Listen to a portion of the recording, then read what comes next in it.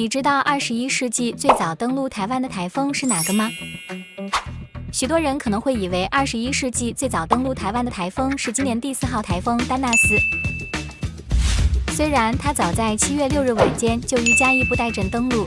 不过翻开史册可以发现，21世纪最早登陆台湾的风暴其实是2004年的敏都利台风。此台风于7月1日登陆，并在7月2日因引进的西南气流太过强烈，而更进一步的发生了7.2水灾。那么